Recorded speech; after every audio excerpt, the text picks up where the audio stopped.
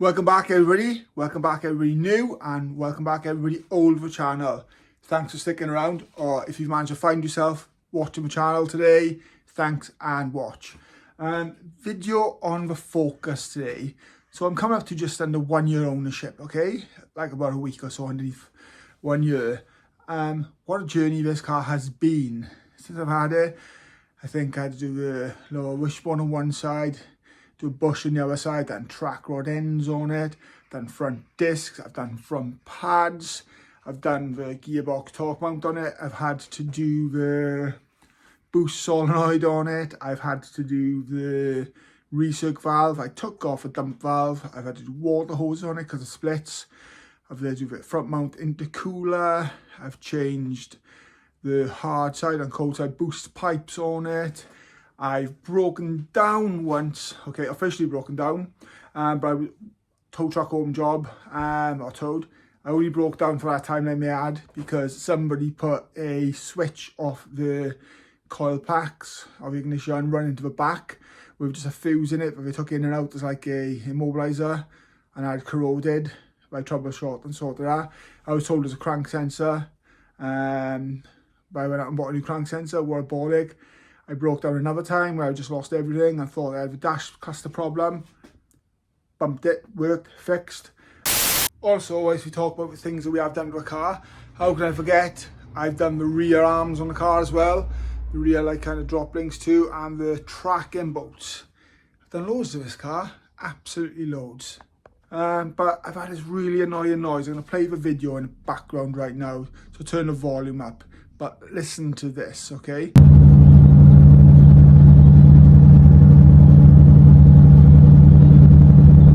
It is killing me. It's been doing it for about 10 months and progressively getting worse. I hit the pothole when I first got the car and cracked an alloy wheel. I had that wheel welded. Then I swapped it out for the 20s, okay? Then I started doing it again. So it wasn't a buckled wheel. It wasn't an egg in a tyre. Check the wheel bearings. Wheel bearings are fine, okay? So it's the dreaded drive shafts. But yeah, I'll do a bit of a recap now as well, okay? So this car's been on a journey, okay? It's gone to the moon and back on a dyno. It's been hammered, bouncing off a limiter. What else I've done? I've done work on the exhaust too as well. But yeah, it's become buckled roof. I've done the work on the roof. I'll put some pictures up now. I'm sure you'll remember the videos, go back and watch them. But yeah, it's a good car. It's too good not to sort. So yeah, this video, what it's about, because I'm babbling on now, the dreaded drive shafts. And we have bought J&R shafts, and there's loads and loads of debate online about these shafts, saying they're good, they're bad. But you know what? For £153, I'm going to try them just to get rid of this awful dunk, dunk, dunk. So yeah, let's get this car ready.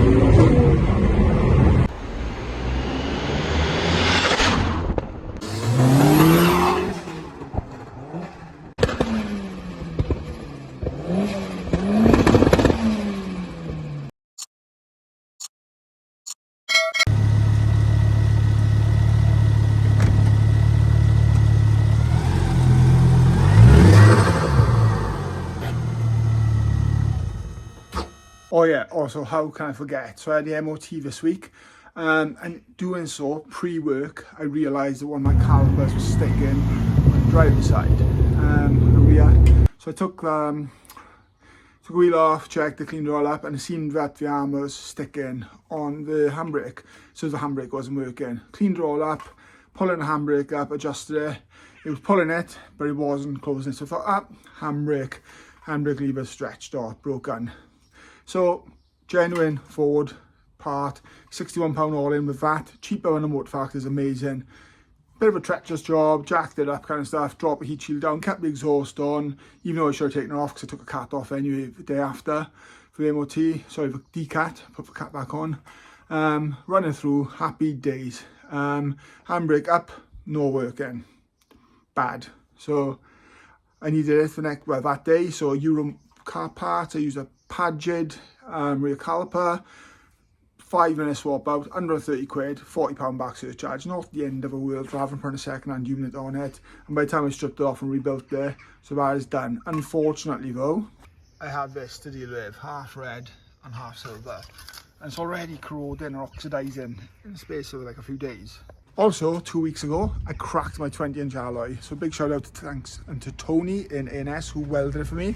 Top job. Also, I forgot to mention, whilst we talking about problems with this car, okay, I lost one of my headlights.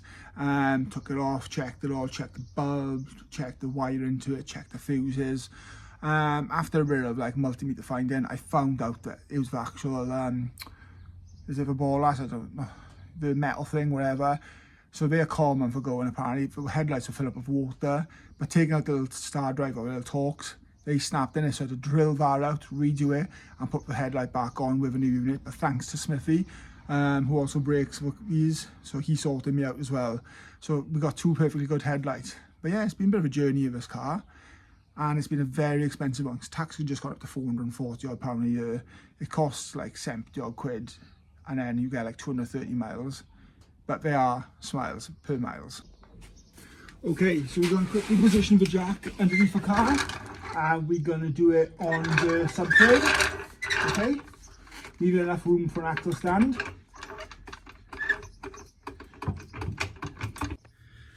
Okay, so Ford love a 19mm. We're only slackening these. That's enough. Now back the jack in the car up. Let's position this now underneath here. Let's hire this up. That will do. Put the pin through. Get in here now. Okay, so the plan will be to lower the jack down this side. So this side's up in here. So when we pull this drive shaft out, the gearbox rod hopefully won't fall out. And the other wheel will hit the deck. Pull that out so the level's better. Let's go.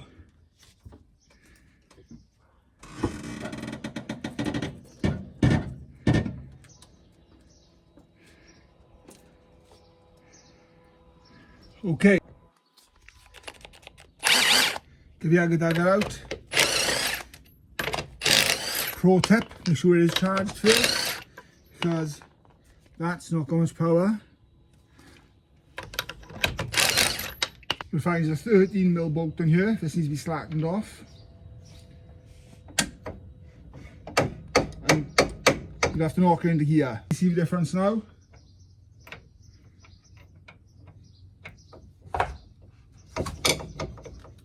So just slacken that nut off and pull it out. Don't pull it all the way out because you'll need to do something later with this nut. Okay, very difficult angle. You'll see though, there's split boot, which has already had some sealer, just for the MOT. And then if you look here now, it's hard to show, hold on. There's a bit of movement up and down in here, which you should hear. You can hear that? So we should move back and forth like that, but not so much up and down. So I'm not sure which shaft has gone. Next job as well, to get underneath here a bucket to catch any oil that comes out, as well as we need to slacken this off here to separate this, smack this down, which you'll see, pull this out so we can get the shaft out. Okay, so we turn the wheel so we get access to this, and this is a 23mm nut. Okay, nice and easy, that'll come off. Shame you can't put your dagger on here, but yeah, just work this off. If it does start turning, you need to put a jack underneath here which compresses this, which allows you to take this out. I'm not going to show you this, I'm just going to quickly fly through it. And just like that, it never happened. It come off in seconds. I'm lying. It's probably the most tedious job ever doing it by hand. But yeah, that's off. Next job, smack by here now, so that we hit this out. It's tapered, so this will drop out, okay? Also, we're going to chuck this underneath here to catch any oil. If you remember earlier I said, don't take this nut out. The reason being, we need to tap this through now to hit the drive shaft out of the splines.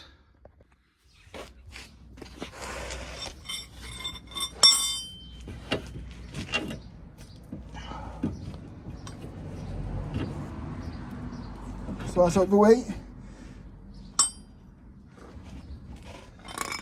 Take the remaining thread out on a 13mm.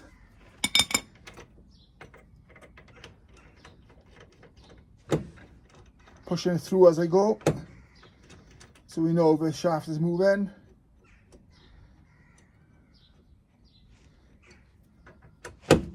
Yep, plenty of movement there. Gosh, look at my chins. Brilliant. Right, last nut is out. Notice there's no thread lock on them. I did see some of a recall previously. I read online that people were taking them back because of vibration in the drive shaft and forward to putting thread lock on there, and apparently cause more problems. Right, let's get the shaft out. Whoops. Nice and easy. Okay, so I could just pull on this now, where it's got loads of play, but that's not really going to work. So I'm going to use this little pry bar behind, and then I'm going to pick this out with a hammer. Want to hear something funny? Schoolboy error. I got my sides mixed up. We need to take off the bearing carrier. Let me show you. Okay, so under the car on the driver's side, we have, let me flip you around so you can see better. So you can just about see up here. There's the bearing carrier. It's two 10mm bolts on there. You can see them right by here. So they're not tight, just slacken them off, okay? And then take these out. Okay, we've got all the glamorous angles going on. Bowl ready. Last time I wore this hoodie and took off one of these bearings, I got covered in gearbox oil. So it's going to happen. The car is at an angle, so hopefully it shouldn't be too much of an issue. Right, bolt out. Bearing case carrier off. It's coming down. A little bit awkward for access with power steering pipes, but yeah, there's that. And this now is dangling down. So I'm going to pull it from the other side, and you will see before me how much fluid comes out. Let's do this, shall we?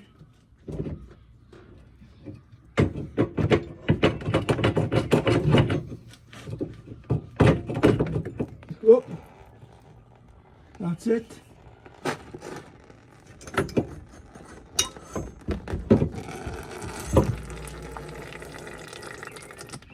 That is guzzling out.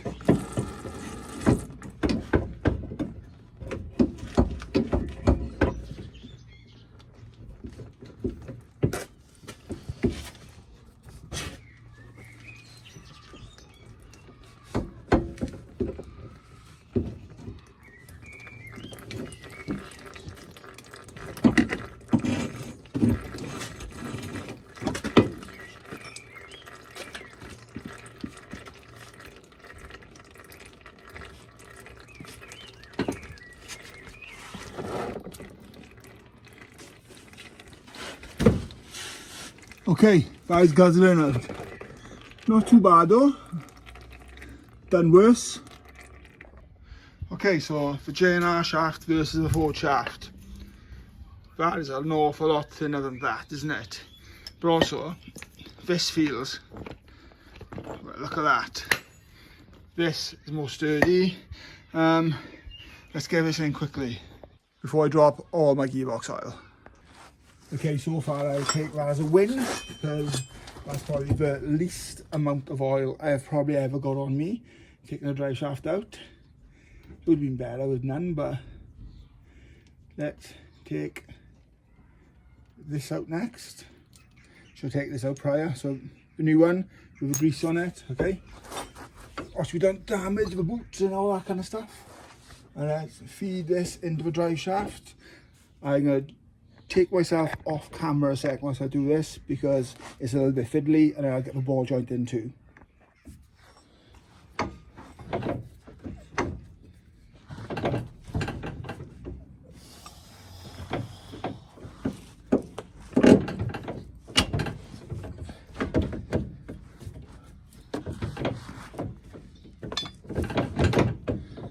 That feels second to none compared to before. Right, I'm going to zip this up and then zip the nut up on the end. One thing I've noticed, this nut is a 14, and then on the JNR and on Ford it's a 13. So I'm not going to go tight. I just want to pull this through and then I'll do it by hand. Knock the car back into gear. Oh gosh, it's spinning over it on the wheel. And then just tighten this up nicely. Not really sure if there's a torque setting. But that seems perfect to me, that will do. What I would also do and recommend is in like a week or two time, just re-torque these or retighten them, which you can just simply take a centre cap out of a wheel and do it that way, rather than jacking your car up when it's got load on it. So that will help. We also know that we're engaged and we've got drive, because the drive shaft is biting. Okay, I'm just tightening this nut up again now on the bottom of the lower arm. And I also want to add, earlier I lied, I said it was a 23, it's actually 22. So I knew it was a 22, I just got myself mistaken. Again, lots of fiddling around. I turned the wheel for lock just so we got access. Like I said earlier, if it does spin, you need to put the jack underneath this area, and that will hold the nut in place. Okay, I'm going to just quickly fly through this and then show you the shaft fitted. And just like that, I had to use the jack because the nut was slipping. So you need to make sure you've got enough pressure on it to hold the weight, and then it just works as normal. So you don't need to buy a new lower arm or a new ball joint or anything. Okay, so that's one new shaft fitted. On to the next side. Okay, we're on to side 2. Let's try and angle this car a bit more so we don't get oil all over me.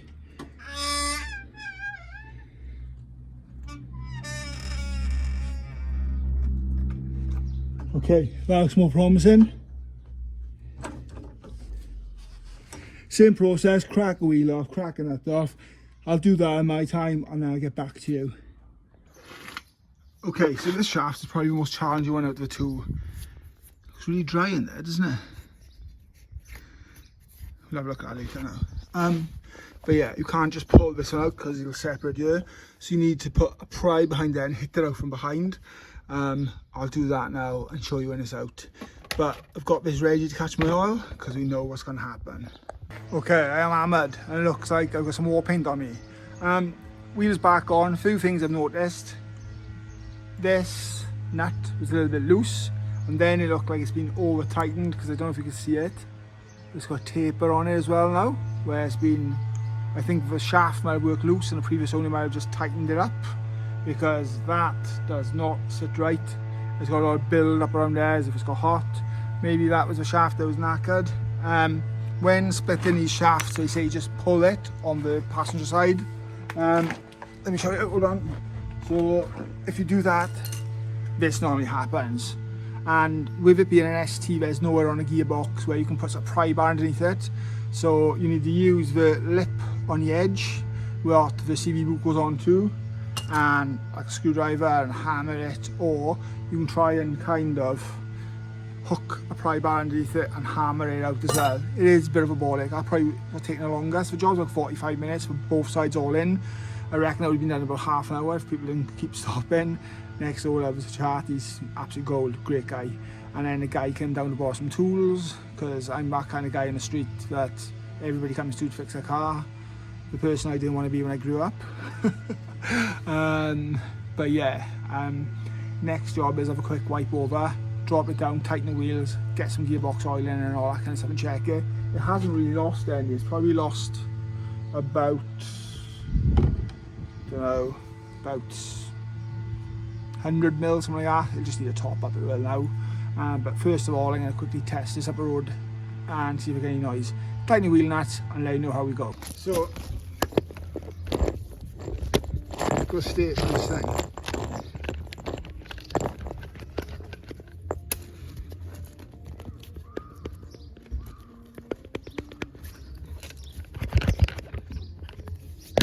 Scrap. Same goes with this one. If you can hear me over a guy now strumming.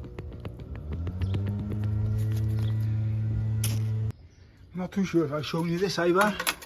Could do with a bit of water, to be honest. But yeah, nice airtight catch tank. Thank you, Sarah, for that. Cosy filter. Right, let's go and test this bad boy.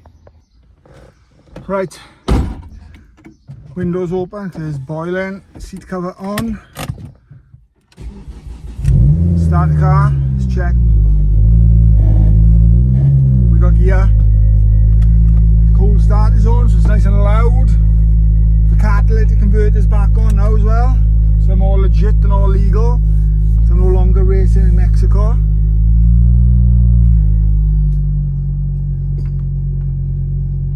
That noise is the drains on my drive. Alright, let's see, shall we?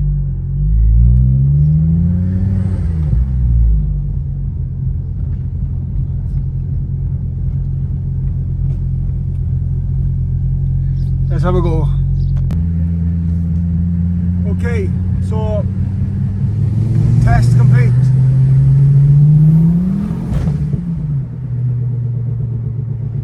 We still have a noise. And do you know what? The bearings ain't moving.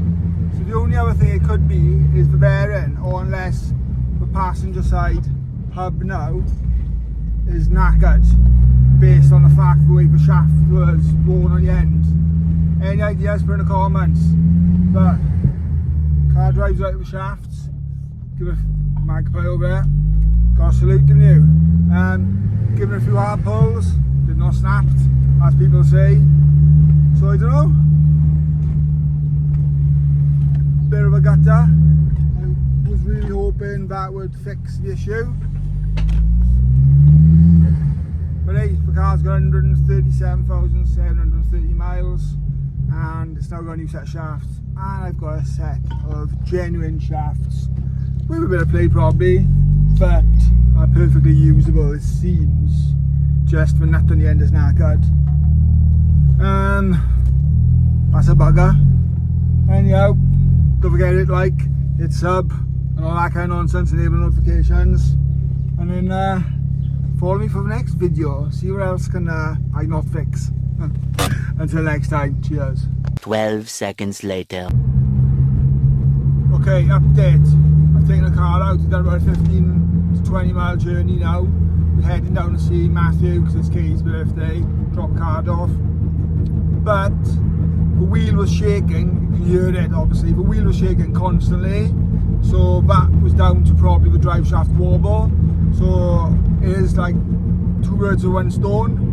I kind of think the passenger side front wheel bearing has gone, because I'm going to turn right now. Notice the difference in the sound. It kind of goes, and then when I turn right it gets louder, left and louder.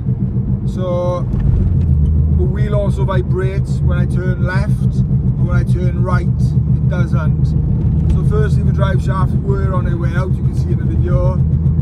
It's going to my mate's garage on Wednesday, so hopefully he'll do a bearing for me, and then we'll get no more noise. I'll keep you updated with that, but it's unbearable, isn't it? The worst thing is when you jack the car up, it doesn't have that play in it. So, but I went around the roundabout twice in a loop just now. Obviously clockwise than it would have been, and the noise goes, but as soon as I engage the steering wheel, turn left, the noise comes back. So don't we love these old Fords, these STs? Yeah. But anyway, big shout out to J&R anyway. You know, everyone calls them rotten and stuff like that. Even though I've seen people riding like 500 brake free shafts.